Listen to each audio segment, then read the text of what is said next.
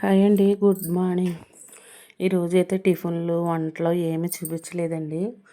మా పాప ఊరెళ్తుందని తనకి కొన్ని ఐటమ్స్ చేసిద్దామని నేను ప్రిపేర్ చేసుకుంటున్నాను.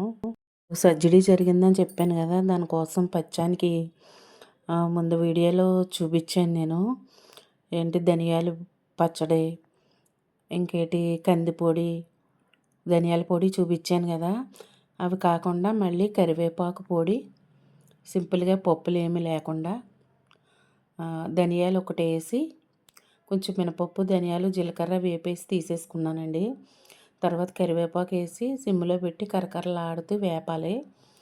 దీంతోపాటు ఇంకొకటి నిలవది పచ్చడి ఒకటి చేశానండి. ఇవన్నీ చేసి మా పాపకి ఇద్దామని చేస్తున్నాను. వంట రెసిపీస్ అంటే ఇప్పుడు మనం నిలవకి కావాలంటే ఎక్కడైనా పిల్లలు దూరంగా ఉన్నారంటే ఇలా చేసుకుని ఇచ్చుకున్నాం అనుకోండి, వాళ్ళు హ్యాపీగా మా అమ్మ నాన్న ఇచ్చారని హ్యాపీగా తింటారు, గుర్తు తెచ్చుకుంటూ ఉంటారు మనల్ని. అలా అని మర్చిపోతారని కాదనుకోండి. ఫస్ట్ అయితే ఒక కప్పు ధనియాలు, కొంచెం ఒక స్పూన్ మినపప్పు, జీలకర్ర వేపేసాను. తర్వాత కరివేపాకు వేపేసాను. తర్వాత ఎండుమిరగాయలు వేపాను. దాంట్లో ఉప్పు, వెల్లుల్లిపాయలు వేసి మిక్సీ కొట్టేస్తాను. తర్వాత ఇది నేను నిల్వకి ఒక నెల రోజులు నిల్వ ఉండడం కోసం కొత్తిమీర నిల్వ పచ్చడి చేస్తున్నానండి. ఇదేంటంటే నేను ఎటువంటి పప్పులు యూజ్ చేయట్లేదు, ఓన్లీ ధనియాలు యూజ్ చేస్తున్నాను నేను. ఇది కూడా అమ్మాయి పచ్చాని కాబట్టి. ఒక కప్పు ధనియాలు, ఒక స్పూన్ జీలకర్ర తీసుకున్నాను. తర్వాత కారానికి సరిపడగా ఎండుమిరగాయలు తీసుకున్నాను. అవి ఇవి ఒక నూనె చొక్కేసి బాగా వేపాలండి. అలా సిమ్లోనే దోరగా వేగితే మనకు కమ్మని వాసన వస్తుందండి. వాసన వస్తుంది, పచ్చి కొంపు రాదు. దీంట్లో ఒక పెద్ద వెల్లుల్లి గబ్బెమ్మ వేసేసుకున్నాను. ఎందుకంటే వెల్లుల్లిపాయ ఎంత వేసుకున్నా పొడిలో కానీ చట్నీలో కానీ టేస్ట్ చాలా బాగుంటుందండి. ఆ స్మెల్కే అన్నం కడుపు నిండా తినాలని అనిపిస్తుంది. తర్వాత వెల్లుల్లిపాయలు వేసాను. తను ఆఫీస్కి వెళ్తుంది కదా, కొంచెం యూజ్ అవుతాయి అనే ఉద్దేశంతో రైస్కి కానీ తర్వాత చట్నీ కింద కానీ నేను చేసిస్తున్నాను. ఈ కరివేపాకు పొడి చల్లారిపోయిందండి. ఇప్పుడు ఈ పొడి ఆడుకొచ్చేద్దాం. తర్వాత అయితే నేను ఇది మిక్సీ బట్టి మిగతా ప్రాసెస్ చూపిస్తాను. ఇప్పుడు ధనియాలు, ఎండుమిరగాయ, జీలకర్ర ఇవన్నీ వేపి పక్కన పెట్టేసాను కదండి కొత్తిమీర చట్నీకి. ఇప్పుడు కడిగి ఆరబెట్టుకున్న కొత్తిమీర పెద్ద కట్టండి, అది నూనెలో వేసి బాగా వేపాలండి, పచ్చి లేకుండా. కడిగి ఒక క్లాత్ మీద ఆరబెట్టి తడి లేకుండా నూనెలో వేసి పచ్చి లేకుండా వేపాలండి. దీనికి సరిపడా చింతపండు పొయ్యి మీద పెట్టి ఉడకబెట్టి పక్కన పెట్టానండి. ఎందుకంటే చన్నీళ్ళు పోయకూడదు, చన్నీళ్ళు పోస్తే చట్నీ అనేది పాడైపోతుంది. దానికి సరిపడగా ఉప్పు, బెల్లం, మేమైతే బెల్లం వేసుకుంటామండి. ఇష్టమైన వాళ్ళు వేసుకోవచ్చు, లేకపోతే లేదు. అదిగో నేనైతే ఒక 50 గ్రాములు బెల్లం వేస్తున్నానండి. ఈ చింతపండు పులుపు తగ్గట్టు నేను ఉట్లు అనేవి తీసేసి గుజ్జు ఇందులో వేసేసుకుంటానండి చింతపండుని.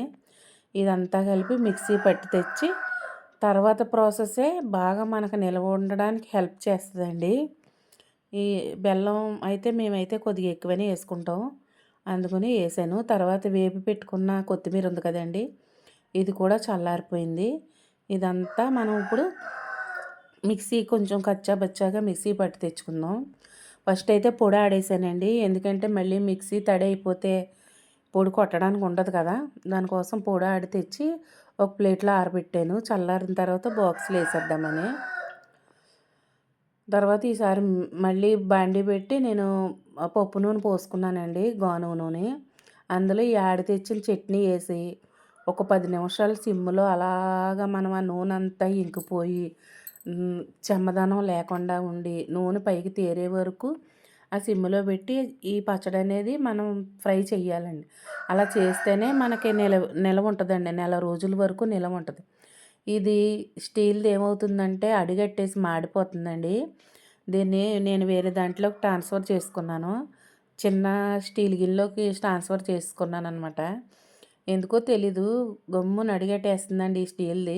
ఉండడానికైతే దళసరిగానే ఉంది, కానీ ఏమో తెలీదు. తర్వాత ఇది అడుగు పెడితే మాడవాసన వచ్చేది, బాగోదు కదా అని నేను వేరే చిన్న కళాయిలోకి తీసుకుని దగ్గరగా నూనె అంతా పీల్చేసి మళ్ళీ వదిలేసే వరకు ఉడకబెట్టుకోవాలండి.